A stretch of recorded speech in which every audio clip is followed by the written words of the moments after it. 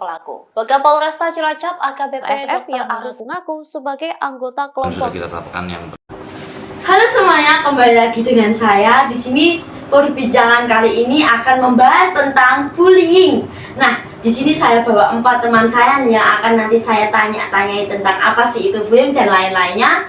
Dan saya perkenalkan terlebih dahulu ya dengan saya sendiri, Fania Kris Widyadana. Saya bawa 4 teman saya, ada Arlin. Halo. Ada Jala. Hai. Ada Mita. Halo. Dan juga Alia. Halo. Oke, langsung saja ya ke perbincangan kita kali ini. Nah, pasti kalian udah nggak asing nggak sih sama berita bullying yang akhir-akhir ini tuh banyak banget beritanya dan baru viral. Nah, terus menurut kalian apa sih itu bullying sebenarnya tuh? Kalau menurutku sendiri ya, bullying itu kayak penindak kekerasan kepada seseorang yang dimana seseorang itu tuh lemah gitu loh. Jadi yang kayak pelakunya itu lebih kuat daripada si korban gitu. Apalagi kan sama berita yang baru itu lo tau gak sih? Yang SMP Bandung itu loh. Oh iya, itu berkali-kali itu lewat di FYP saya itu. Oke, aku tahu. Itu gimana sih sebenarnya kronologinya itu? Itu katanya gini, habis pulang sekolah kan, itu si pelaku itu langsung datang ke kelasnya si korban. Terus habis itu kan diseret di belakang sekolahan. Sampai diseret? Iya, katanya sampai gitu kan. Terus habis itu tuh ada temannya si pelaku itu korban itu ngevideoin gitu loh. Oh, untung ya ada dokumentasinya, jadi ada buktinya. Benar. Iya, itu bukan untuk dokumentasi sih, cuma buat biar diseru-seruin doang gitu loh, makanya di video. Terus katanya di video itu kan itu sampai si korban itu ditendang, dipukul sampai pingsan. Merugikan orangnya itu sampai sebesar itu? Iya loh, apalagi cuma gara-gara kemalakan uang sama gara-gara cewek doang. Itu anak SMP di bawah umur. Astaga. Mak, zaman sekarang itu gimana ya pola pikirnya mereka itu? Mungkin mereka itu mikirnya kayak aku ini loh bisa ngelawan kamu, mungkin aku keren kayak gitu nggak sih? Mungkin mereka itu pola pikirnya. Etikanya kurang sih kalau menurutku. Apa gunanya mereka sekolah? Astaga. Terus menurut kalian hal apa sih yang menyebabkan bullying itu terjadi sampai dampaknya itu sebesar itu? Mungkin karena kalau dia yang bully orang bisa merasa paling keren gitu. Ya, bener kan yang tadi tak omongin itu? Emosinya juga belum stabil karena masih di bawah umur. Mungkin anak si A itu lebih pintar daripada anak si B.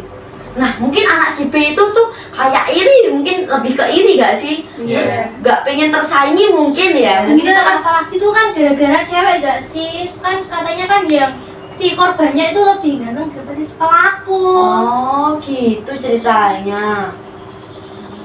Terus sebesar apa sih dampak yang korban itu selain yang Mita jelaskan tadi? Pertama, sudah pasti korban akan mendapat keterbelakangan mental dan emosi. Benar-benar mentalnya mesti terganggu banget ya itu sampai. Pasti itu. Lalu kedua, pasti dia akan mendapat cedera fisik seperti tadi yang kita katakan sampai pingsan mungkin. Makanya sih kasihan banget sih.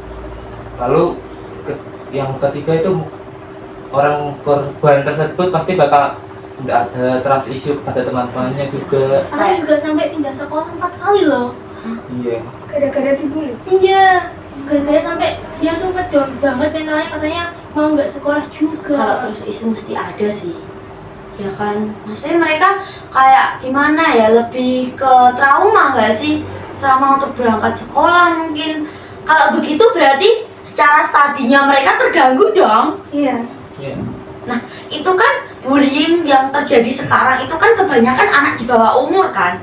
Nah, itu tuh nggak sampai ke itu ya, mungkin sampai nyawa ya, benar nggak? Iya benarnya Bisa jadi. bisa. Nah kan, benar kan? Iya. Nah, terus itu si pelaku itu dapat diproses hukum nggak sih sebenarnya? Kalau menurutku harus sih, soalnya gini, memang hukum di Indonesia kan anak di bawah umur tidak akan dihukum. Cuma kalau misalkan di batas wajarnya kan mesti harus dihukum biar dia jerah kan. Kalau misalkan dia cuma dikasih pidana dikit, misalkan disuruh bayar denda, dia kan mesti pola pikirnya kan gini, aku ngelakuin ini nggak apa-apa, atau juga nanti bisa dibayar denda kan.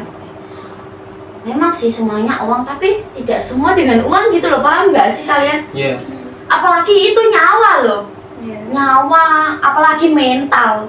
Mental itu ngebentuknya itu susah banget, tahu nggak sih? Apalagi masih anak di bawah umur, bener nggak? di masa-masa Iya. mencari jati diri. Iya, benar. Terus kalau misal hukum Indonesia memang kayak gitu.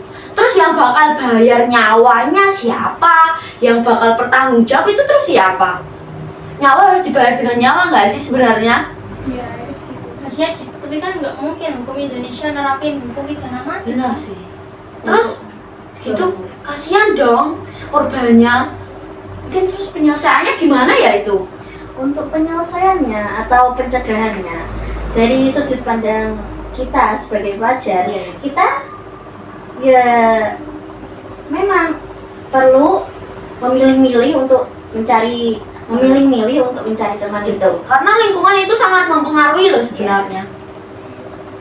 Jika kamu berada di lingkungan yang toksik, otomatis antara kamu sendiri yang terjerat ke situ, bisa saja kamu itu dipengaruhi oleh orang lain.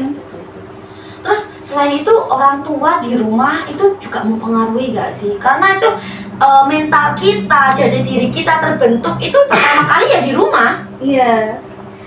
Untuk di sisi keluarga juga begitu. Orang tua harus tahu bagaimana cara mendidik anak, bagaimana cara memberi mereka kasih sayang yang cukup sehingga mereka tidak sampai terpikirkan untuk melakukan hal-hal jahat seperti itu. Terus kalau apa kabar dengan anak yang broken home? Nah itu tuh sebenarnya tuh penyebabnya di orang tua. Tapi yang menjadi korban itu anak dan korban yang anak itu melampiaskan ke orang lain dengan cara ya kayak bullying itu ya mungkin. Iya. Mereka kurang kasih sayang, kurang perhatian, bisa jadi nggak sih? Iya, bisa jadi. Berarti intinya kita sebagai pelajar itu harus berhati-hati untuk mencari teman. Benar? Nah, kita juga harus menjauhi lingkungan yang toksik. Karena apa? What you see is what you get. Apa yang kamu lihat, itu yang kamu dapat. Sekian dari perbincangan kami kali ini. Semoga bermanfaat and see you. See you.